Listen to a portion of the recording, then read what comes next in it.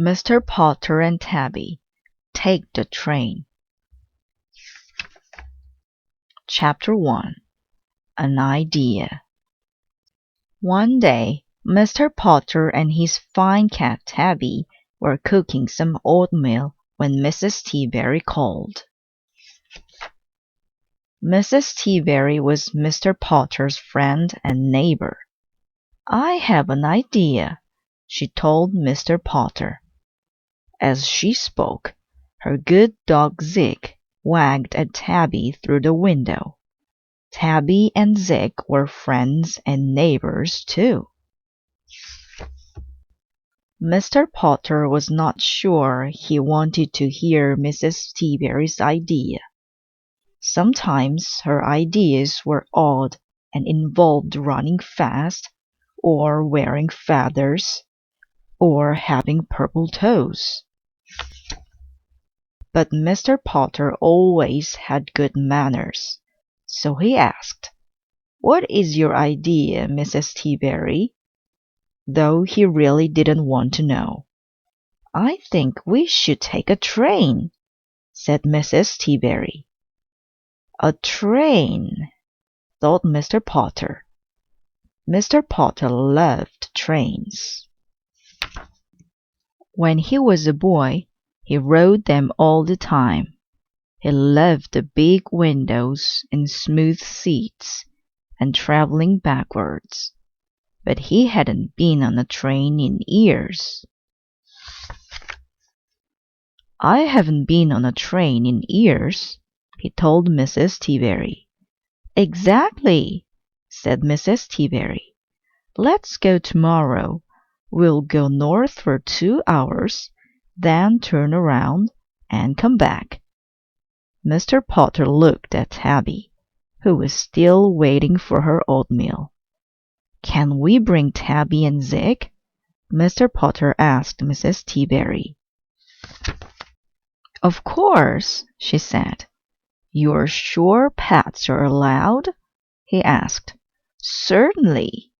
"And they can sit with us on the train?" Mr. Potter asked. "Of course they can," said Mrs. Teaberry. "You are sure?" said Mr. Potter. "I'm sure," said Mrs. Teaberry.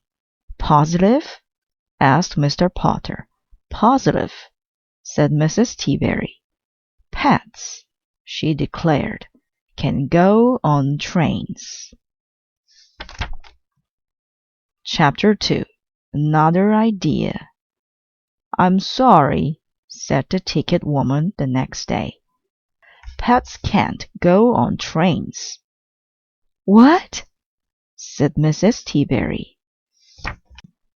Zig was standing beside her wearing his traveling jacket.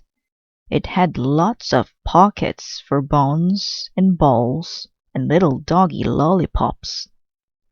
Mr. Potter and Tabby stood beside Zig.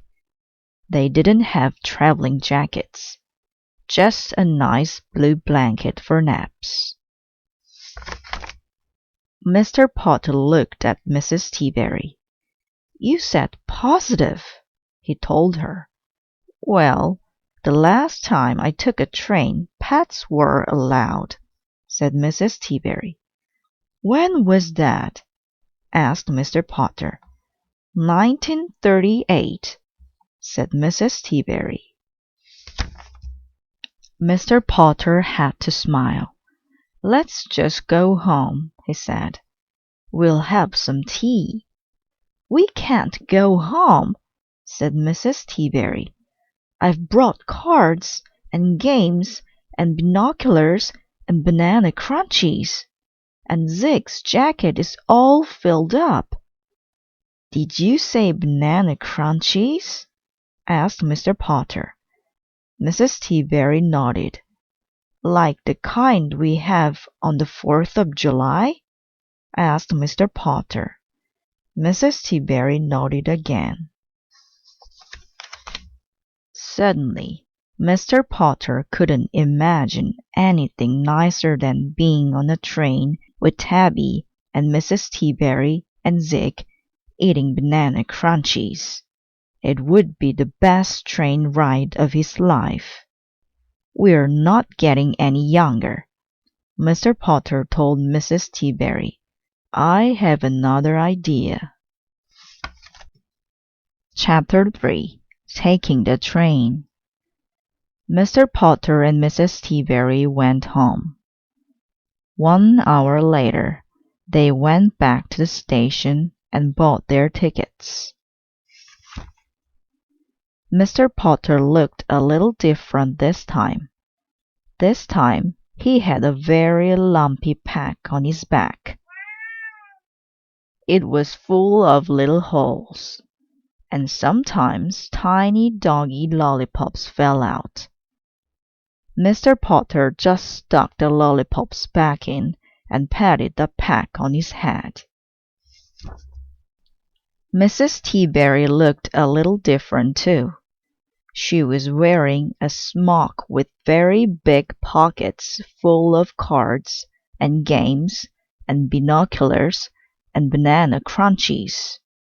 And she carried a picnic basket that purred.